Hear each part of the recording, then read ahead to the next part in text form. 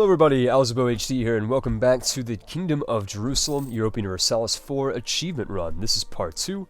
In the last episode, for those of you guys who have not watched it, I basically went over a very quick, basically a kind of sped up Let's Play version, where I basically conquered Constantinople, parts of Ireland, Athens, and the 3 or 4 provinces required to form the Kingdom of Jerusalem. But we are not going to form the Kingdom of Jerusalem just yet, and I will explain why.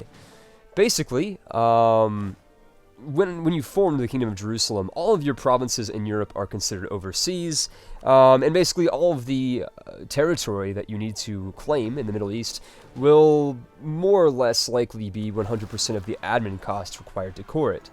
So for me, I've decided to keep my capital in Rhodes for the moment, so that all of this territory in the Middle East will be basically a 50% admin reduction cost to core. So basically this is a bit of a cheese method, that is to say it's a bit of an exploit, but not really an exploit. Just, you know, for the moment we are going to be keeping our capital in Rhodes. Later on we'll move it to Constantinople, just so that this way we can more or less conserve our admin points. This Let's Play series, rather this episode, is also going to be a bit sped up. I've had some relatively positive feedback from you guys, from my subscribers and viewers alike, who have basically said that the sped up Let's Plays are good, but a lot of you guys have said that I've skipped kind of too much in the first episode, so to kind of remedy this, I've decided to show you guys everything. You know, things will be sped up, of course, if they're not interesting, but there will be no cuts. There'll be one cut later on, but you know, it's not that big of a deal. Again, we are going to want to declare war against the Mamluks and the Ottomans this episode, or rather that's what we wanted to do in an ideal world. But things do not always work out the way that you want them to, and I will explain exactly what I mean by that. Basically, right now, I am going to try my very best to send my diplomats in every corner of the world, increasing our relations with the Timurids, with Poland, and basically with anybody who will give me an audience, while at the meantime fabricating claims on the Ottomans and the Mamluks. Another thing that I've forgotten to mention is that, more or less, due to the fact that I'm going to be relocating my capital from Rhodes, all of our overseas provinces over in the Middle East, over in modern-day, I guess, Israel and Jerusalem, that kind of area, are going to be considered overseas colonies, which is going to decrease the amount of manpower and taxation that we get from them, which is more or less likely going to weaken us in the short term. But of course, due to the fact that these territories are going to cost 50%, that is to say half of the required admin costs, due to the fact that they are overseas colonies, I've basically decided to do this trade-off just so that we can kind of min-max our way into our conquest in the Middle East with our crusades. So as you guys can see, I'm going to go ahead and fabricate claims on all of this Mamlukian territory that's surrounding the, I guess, modern-day borders of Israel and, I guess, southern Lebanon. And there's going to be 2 crusades in this particular episode. That is to say, 2 conquests, 2 war of conquest in the Middle East. I guess it's not really much of a crusade, considering the fact that we are playing as a Knights Hospitalier, and we don't really have that much in the way of Western allies outside of Venice and Hungary, which are themselves moderately decently sized. Of course, we are using the Venetian attack dog for their superior navy in the Mediterranean. We can definitely kind of use them and abuse them so that they can basically more or less blockade the ports of the Ottomans and the Mamluks alike, so that we can kind of preserve our, you know, our manpower on the seas. We don't want to lose our navy, which would be disastrous, really, due to the fact that we are a very fragmented empire in a certain regard, meaning that our territories are not linked by land. They are all linked by sea lanes, so it's necessary that we kind of preserve our ships when we can.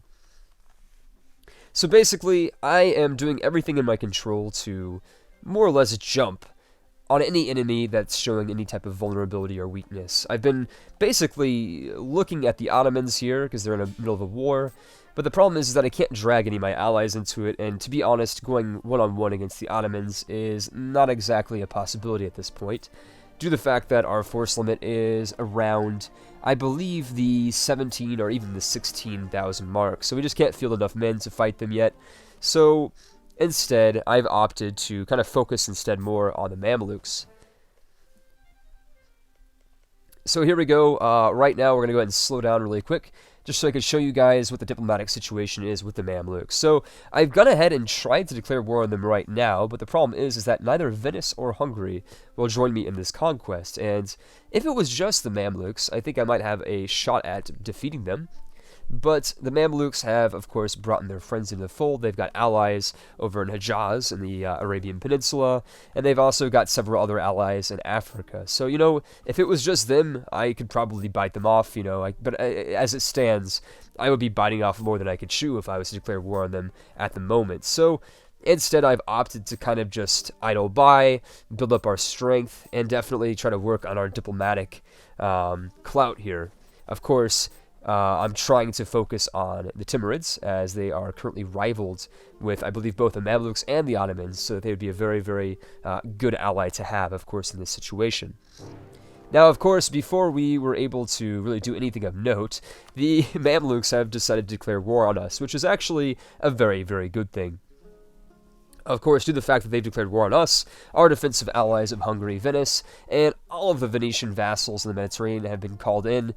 So really, as you guys can see, this is going to be a very, very easy war. That is to say that we've got 2 or 3 times the amount of men that the enemy side is fielding.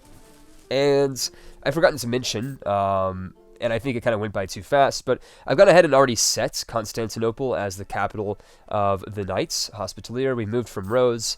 Why did I do this? Well, for those of you who are astute observers from the last episode, you'll notice that when we conquered Gaza, Jerusalem, Nablus, and Sidon, these provinces in the Middle East over here that are currently being besieged by the Mamluks and friends, these provinces cost 100% admin due to the fact that they were within, I guess, non-overseas range from our capital of Rhodes.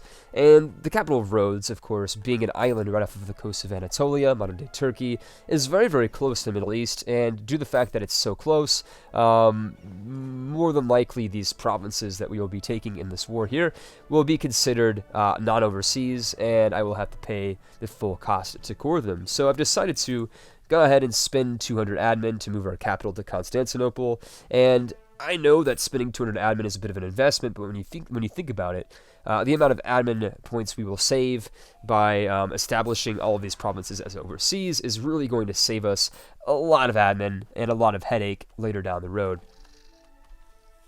So here we're going to go ahead and select our second idea set. I've gone ahead and opted for a military idea set. I do forget what it is. I believe it's offensive. Of course, there are I guess there's an argument to be made for taking the diplomatic ideas, but I'm going to take them later. Of course, it's imperative that we take religious, which I've already taken in the first episode, just to convert these provinces in the first place. But I've decided to take offensive as well, because we're going to really be able to exploit the discipline and the kind of like the boon that it gives to your combat infantry ability, your combat cavalry ability, and of course, it buffs your generals up as well. So, you know, given that all of our enemies are going to be in the Muslim tech group, of course, they're already at a major disadvantage going up against our Western tech units, our Western military, our Western knights. So this is really going to just set us over the edge and just allow us to really obliterate the Saracens and the Muslims here in the Holy Land. It's really going to give us the cutting edge that we need to carve out an empire of God here in the Middle East. So that's why I've taken, and that's why I've opted to decide to take this idea set. Now, of course, this is already sped up, as you guys can already see. This is about double speed. It's not triple speed, just so you guys can see what we're doing here. I've opted to kind of just like take out these men from Isel over here. Of course, this used to belong to one of those, you know, minor OPMs in the Anatolian region that was allied with the Mamluks over here in Isel. And much like the evacuation of Dunkirk in World War II, we were able to safely kind of take our men back into Cyprus. And allow our Venetian lapdog to take most of the hits for us here.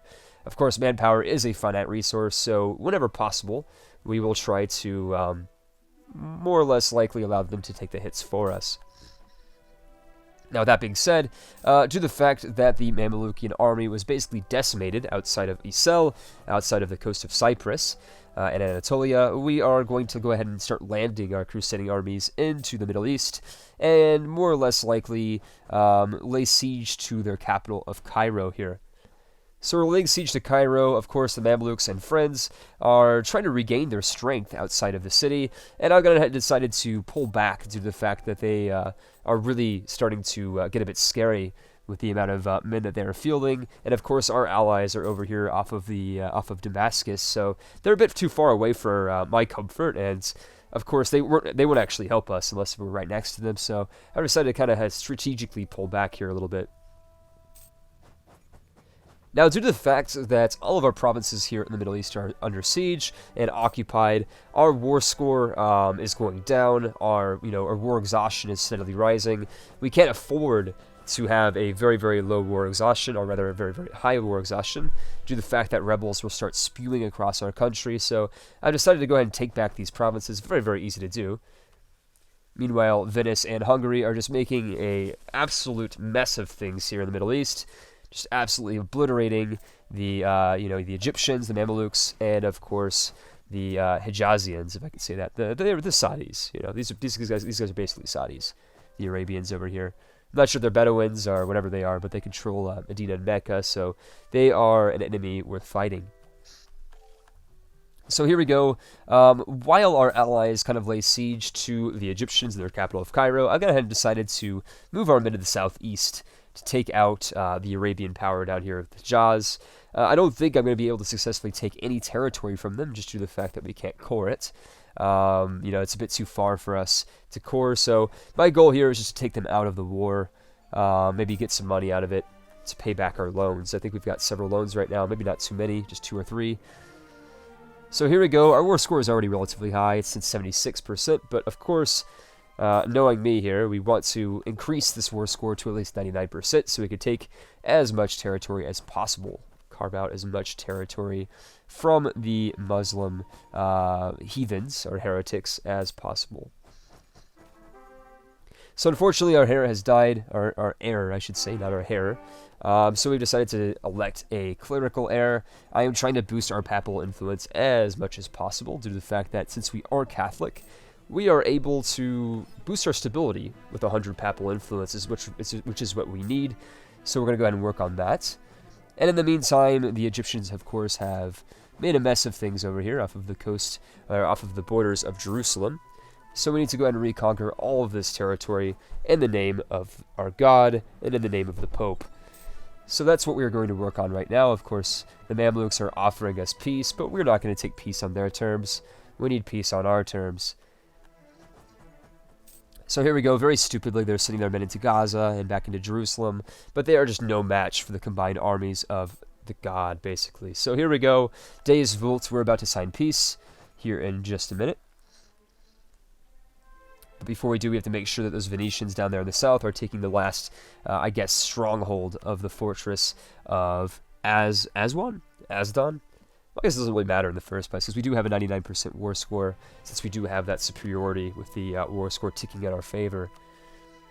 So all the provinces we are taking, of course, we've already gone ahead and laid claims on, so we're going to already get a 25 or 15% admin discount on all of these territories that we've claimed, in addition to the 50% discount that we get for our overseas provinces. So really, we're going to pay almost nothing in terms of what we have to invest in these provinces to make them cores. Although, of course, Isel, being in Anatolia, will count as a non-overseas province, that is to say that it is technically in Europe. So we'll have to pay the full cost for that. Later on, once we take the admin idea group, it's going to be a further 25% reduction. It's just going to be insane how cheap these provinces are. But as it stands, we've managed to go ahead and carve out quite a big swath of territory here out of the former Mamlukian Empire, really just reducing them into this rump state. And because we already have a fortress here in Damascus, I've gone ahead and already canceled the fort that I've been making over here in Lebanon. So as you guys can see, the cost of these territories is really, really small. We're just going to go ahead and hover over them really quick, just so I can show you guys. Yeah, so because it's a distance overseas colony, it's negative 50%. So that is why I've opted to move our capital into Constantinople. It might not make much sense now, but it will make a lot of sense later on. Right, so it's 1497. We're about to skip ahead a few years just because nothing of note happened. So now it's already 1507. Again, nothing happened, guys. A few events transpired. Our king didn't die or anything, and really, I didn't want to bore you guys to death. So we're going to go ahead and get ready for the second crusade against the Mamluks.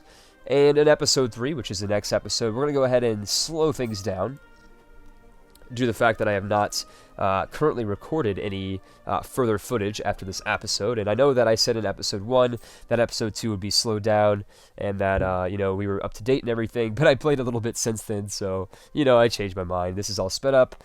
And right now we're going to go ahead and basically commit genocide, sending all of these Syrians into camps where they can concentrate on the fact of whether or not they will be allowed into our empire.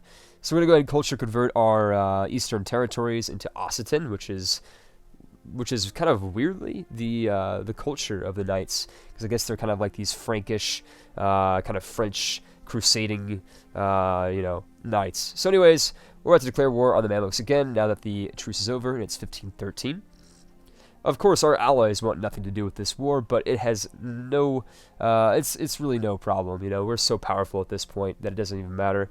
So here we go. We've got a very big force of men, almost 18,000, ready to march on Cairo. Let's see how this works out.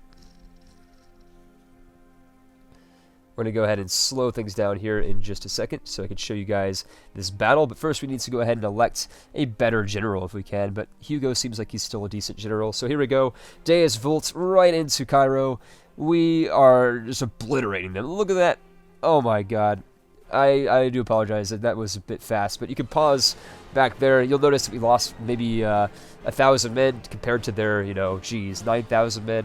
So for every man that died for us, we've killed 9,000 Saracens. Very, very good ratio for us. Tremendous. Now the problem is that now, while we are willy-nilly invading and crusading in Egypt, the problem is that we've got a bit of a rebel problem in our empire. Now, because of the fact that we don't have any allies in this war with us, I've gone ahead and decided to put them down with our military. Of course, putting them down by force is always fun, and repression always works quite well. So I've gone ahead and elected to do that. And this war will be sped up a little bit. It's about 2 or 3 times faster than normal. Of course, a bit slower than the previous footage, though, just so you guys can kind of see what I'm doing here in terms of strategy. So far, so good here in Cairo. I'm going to go ahead and chase down these Muslims over here. They seem to have bypassed our kind of defense force outside of Suez. But no worries, we've obliterated them, and we're about to obliterate their friends, sending all of these Mamlukian invaders back from whence they came. Of course, sieging Cairo, which is the strategic choke point of the Mamlukian state. Of course, I'm no longer referring to it as an empire because it is quite reduced in power. So we've just destroyed a stack of rebels that have popped up in Cairo, somewhat unfortuitously for us. But Cairo, and indeed the Mamlukian Empire and Mamlukian state, is exploding in rebels due to the fact that really their people are incredibly unhappy. They would just much rather join the empire of the Knights Hospitalier. Of course, we're no longer, or we're not yet, Jerusalem. But very soon we will form Jerusalem, just not in this episode.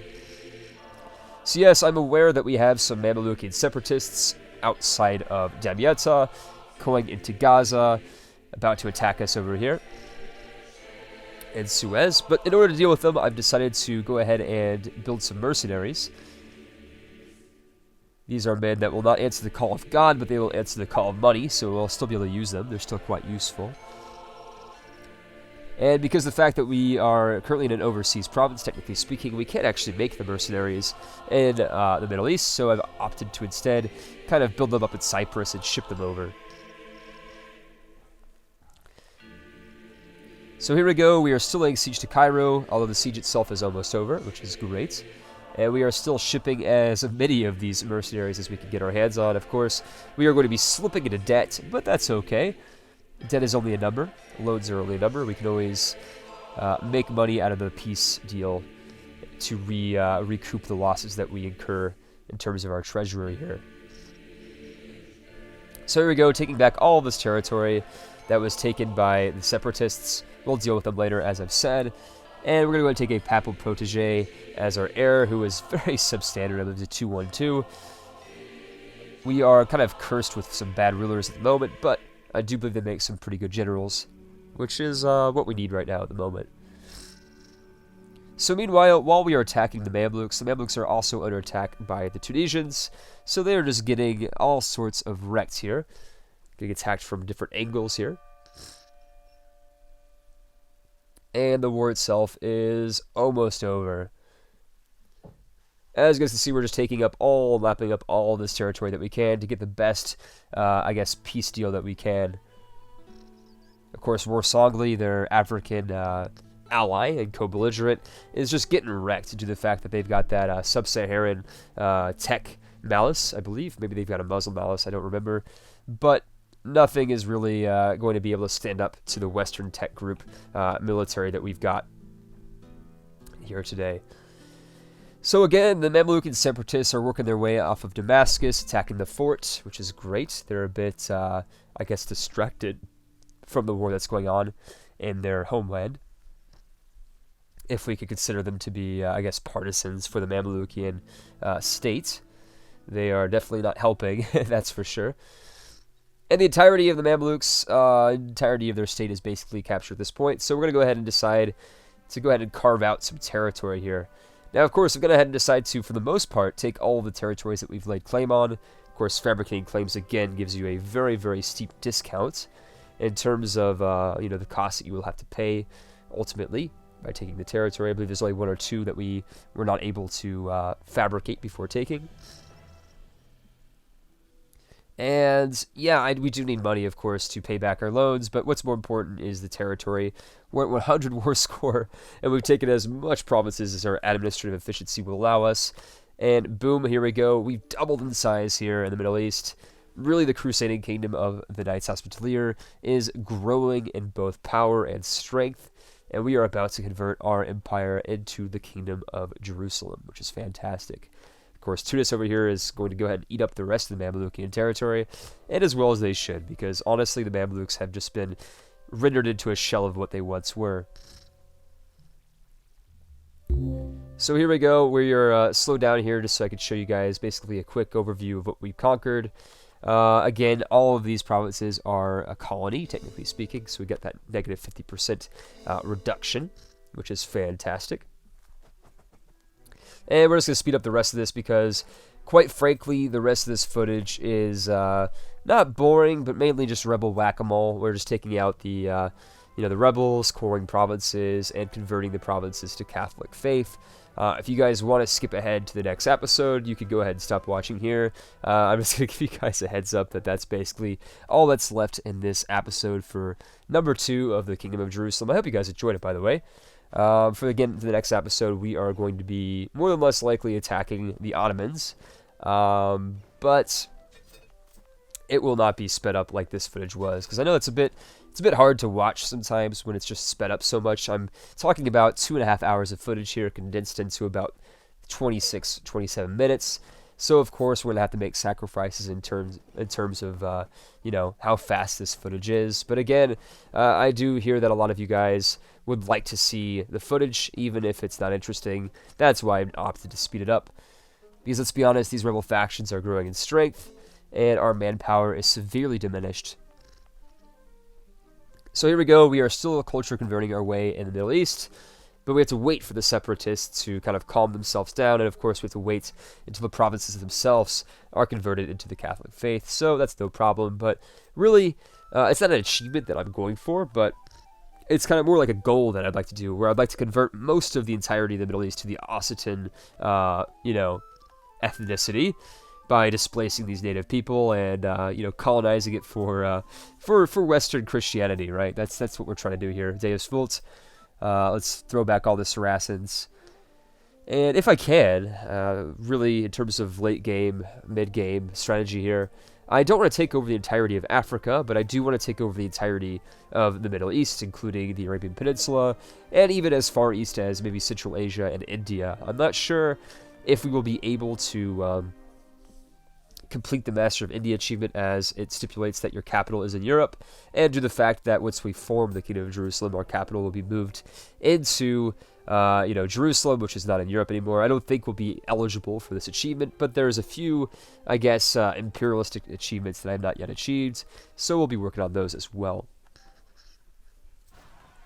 So again, no surprise, lots of rebels popping up. We don't have a lot of manpower to deal with them, so we're going to be using some of our mercenaries here, who will serve their role quite well.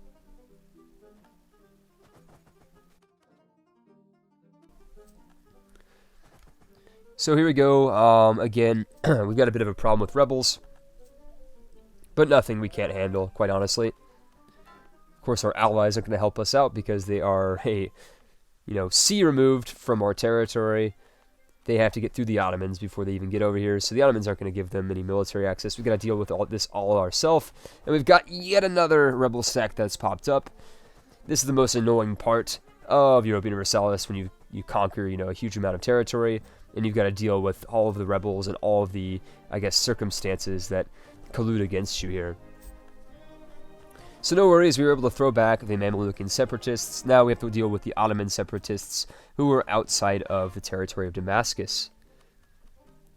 Quite fortuitously, however, they decide not to attack us and move into the Ottoman territory of Rabba. Quite ironic given the fact that these are Ottoman separatists that just got annihilated by the Ottomans themselves. So I like to think of these as like Turkish freedom fighters that just get absolutely destroyed by the Turks. So it's a bit of a paradox, really, but again, this is Paradox Interactive. We have to come to expect these types of things, really. And my question is what would an Ottoman separatist do in Ottoman territory if they were to conquer the territory for themselves? I mean, these guys would flip to the Ottomans, no doubt, but it seems a bit strange for them to do that. So again, guys, I hope you guys enjoyed this episode number 2. Stay tuned for episode 3. It'll be out soon as my internet upload speed permits, and of course, for those of you who are aware of how slow this is, that can take a while. But again, stay tuned. The next episode will be a bit slower. It won't be sped up, but again, if you guys do like the sped up footage, let me know in the comments below, and we can go ahead and do yet another sped up version of this Let's Play. Thanks, guys, and take care.